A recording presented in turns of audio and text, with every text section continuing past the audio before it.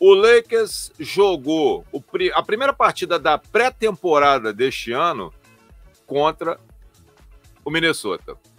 O Lakers abriu a temporada contra o Minnesota e vai abrir os playoffs contra o Minnesota. Ou seja, estava escrito nas estrelas que esse ano Lakers e Minnesota iam se encher de jogos, né? De confrontos um contra o outro. E só para lembrar, né? Que nos 4 jogos valendo dentro da temporada regular, o Lakers perdeu na estreia por 110-103 para o Minnesota. Depois... Acho que ele ganhou, não foi? Não, o Lakers ganhou por 110-103. Depois perdeu em Minnesota por 109-80. Depois perdeu 97-87 e voltou a jogar em Los Angeles e venceu por 111-102. Ou seja, todas as vezes que o Lakers jogou em casa, venceu. Todas as vezes que o Minnesota jogou em casa, venceu.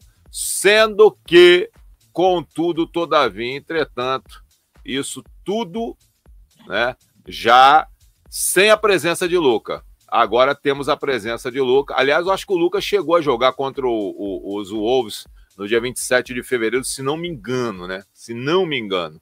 Acho que a gente chegou. Deixa eu só conferir aqui para ver se o Luka estava em quadra. Não, estava sim, cara. Estava sim. Estava sim. Ele estava sim. Ele participou dessa vitória.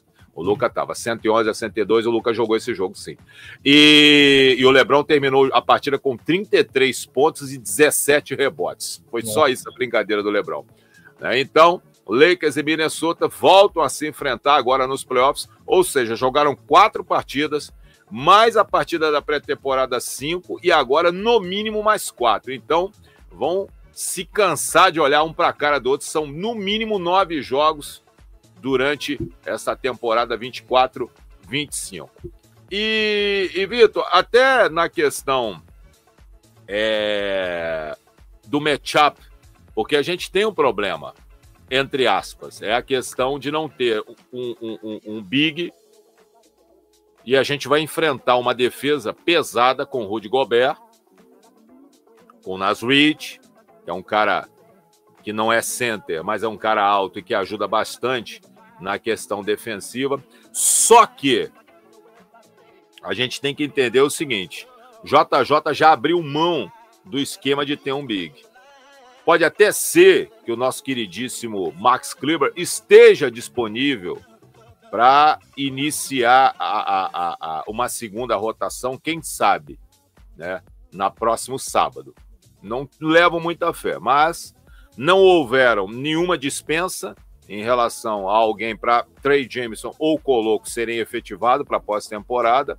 E o Alex Len, a gente já sabe que não tem a mínima condição. Então, a gente inicia sempre com o Jackson Hayes e com 4, 5 minutos, no máximo, Jackson Hayes já sai e entra o Finney Smith. Agora, no complexo de vira-lata, a gente fica com aquele problema de a falta do big.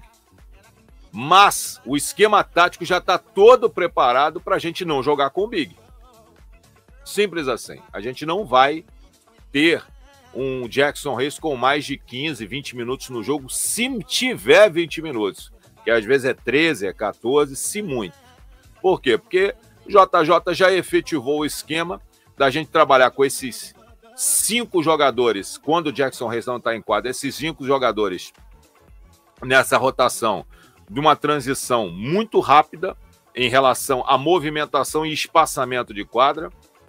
Até por isso a gente vê um Fina arremessando bastante, porque está sempre recebendo bola, porque sempre quando a gente observa, o Luka vem com ela, o LeBron cai ali na 45 e o Fina, quando está em quadra, já espaça para um lado, o Hashimura para o outro. Se o Luka não for na ISO individual e tentar arremessar ou partir para dentro, o que acontece, né? Ele distribui o jogo ali com o Reeves, recebe de volta e aí vai abrir para as laterais para quem já está aberto para arremessar. Por quê? Porque sempre vai vir uma dobra em cima do Luka. E aí essa marcação ela fica muito difícil por parte dos adversários. E é claro, apesar da gente não ter um big, e o próprio André já falou muito isso daqui, o LeBron acaba caindo nessa questão ali de fazer uma 5, e o Finney-Smith e o próprio Hachimura ficam ali fazendo assim uma oscilação na frente do garrafão, né? Claro, Hachimura muitas das vezes numa marcação bem individualizada em cima do cara que é o principal do time adversário, que no caso, por exemplo, vai ser o Anthony Edwards, quando o Lakers estiver defendendo. E aquela concentração ali, quando o Edwards tem, de repente, uma dobra, alguma coisa, ele passa a bola, o Hachimura sempre corre e fica ali com o Fina, fazendo aquele meio que um bloqueio ali na frente do garrafão, esperando que no arremesso a bola caia ali e eles peguem o rebote. Com o LeBron, é claro, fazendo ali sempre uma tentativa de bloqueio na entrada do garrafão também. Ou seja, a gente, apesar de não ter o big, mas a gente tem ali 3 jogadores que, dentro do esquema tático, sempre vão procurar cuidar do nosso garrafão, pegar os nossos rebotes. E não adianta a gente reclamar disso. O jogo, bota o Jackson Hayes. Cadê o Jackson Hayes? Esquece, o Jackson Hayes, ele vai participar, mas ele não vai ter a efetividade, a minutagem que a gente imaginava que um big deveria ter, independente que esteja Gobert, Naz Reid e companhia jogando do outro lado. A gente sempre vai trabalhar dentro desse esquema tático e é um esquema tático que se assemelha muito, e talvez seja o próprio esquema tático daquele Golden State lá do passado, com Curry voando, Thompson voando, Draymond Green voando e Kevin Durant e Iguodala. Quem era o big desse time?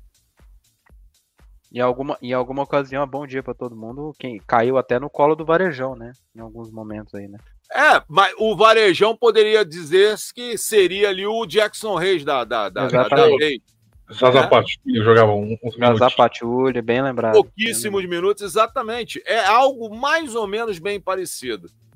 De você não ter um big ali supremo, como, por exemplo, a gente tinha, entre aspas, o Anthony Davis, ou a gente não tem um Jokic, ou a gente não tem um Embiid saudável, a gente não tem ali um Mitchell Robinson, que infelizmente não fica saudável. Então, o Lakers, por não ter isso, a gente tem que trabalhar com o que tem. E, nesse caso, o JJ, juntamente com o Scott Brooks e Nate McMillan, entenderam que esse elenco que a gente tem, a gente pode basear um jogo parecido com aquele. Claro, gente, guardadas as devidas proporções. Não vamos comparar o time de hoje do Lakers com aquele time sensacional do Golden State, com Curry voando, Thompson voando, Draymond Green voando, Kevin Durant voando e Iguodala voando. Então, esquece, não vai ser nunca. A comparação não vai ficar legal. Mas, em esquema tático, a gente sabe muito bem que o que está acontecendo é algo semelhante a isso. Né? Por a gente não ter um big de origem com uma capacidade extrema, boa, de tomar conta ali do negócio, e a gente ter que minimamente entender essa ausência e tentar privar essa situação toda, né? Tentar resolver esse problema todo de uma forma diferente. E eu acho que o esquema tático está perfeito, e até por isso o Hachimura e o Finney-Smith são fundamentais nesse negócio. E aí, quando sai alguém para descansar, que entra o Gabe Vincent, fazendo uma função bem parecida. Né? Ou mesmo o Jordan Goodwin. Então, por isso, o Vando já é um cara mais caçador, né? E não tem tanta maniabilidade, movimentação igual aos demais, mas o Vando é mais o caça. Né? Então, é o que eu costumo dizer. Ninguém na liga tem um elenco de chacais igual a gente tem.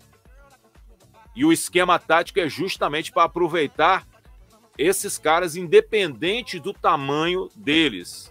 né? De não serem bigs, não serem caras com uma estatura tão grande, mas é o que a gente tem no elenco. E os caras da comissão técnica estão aproveitando bem essa situação para essa adaptação do time a essa forma de jogar que vem funcionando muito bem. E aí, senhores? Cara, eu acho que o ponto aí que é um erro que muitas vezes até a gente faz, mas acho que mais o público em geral faz, é só ver um lado da coisa. Beleza, eles têm Gobert, Julius Randle e Naz Reid. A gente tem o Jackson Hayes, tá, isso é um fato. Mas tem o outro lado, que é o lado que eles têm um time um pouco mais pesadão, e a gente sem o pivô é um time mais móvel. Sim. Esse é o ponto que o Lakers tem que se aproveitar, que é o ponto que faz sentido você ter o small ball. É você ter essa mobilidade, essa agilidade para você atacar o time adversário. É chamar muito o Gobert na screen, deixar o Luka contra ele, deixar o LeBron contra ele, deixar o Reeves atacar o Julius Randle.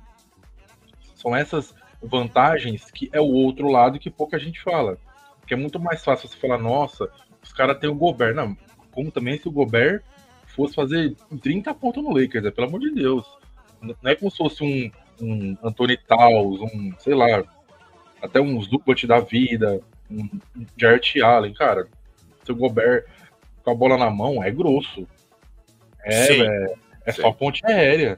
Não é como se ele fosse pegar a bola, fazer um trabalho de pés e amassar o Finney-Smith, o Reis, não é.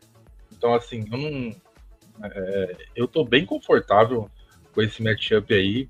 Eu acho que, assim, vai ter um jogo ou outro que o Edwards vai estourar para 40 pontos, pode ser que seja esse jogo que a gente perca ali e tal, porque eu não acho que vai ser 4-0, mas, no geral, cara, eu acho que tem muito mais fatores positivos pro Lakers do que pro Minnesota, até questão de experiência. Eu acho que o Minnesota é muito dependente do Ent no ataque. Ele é o único criador ali mesmo. Tem o Julius Randle, mas que ele cria mais para si, não para o time.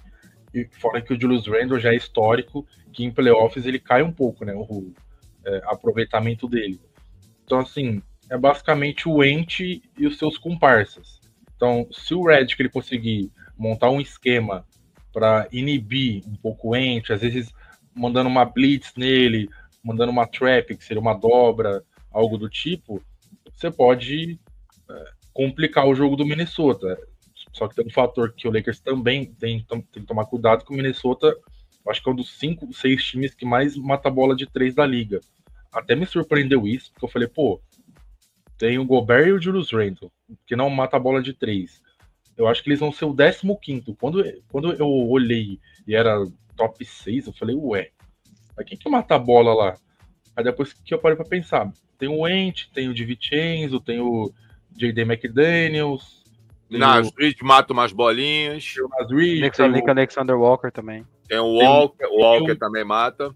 Então, assim, é um time que tem muita bola de 3. Eu acho que é uma coisa que o Lakers tem que ficar ligado aí, porque se ficar naquele mesmo esquema de fecha o garrafão e deixa os caras lá livre lá fazendo o que quer, vai dar M, né? Mas eu tô confiando aí que o Redick vai ter essa uma semaninha para trabalhar, ele vai conseguir montar um esquema aí pra gente neutralizar o potencial do Minnesota e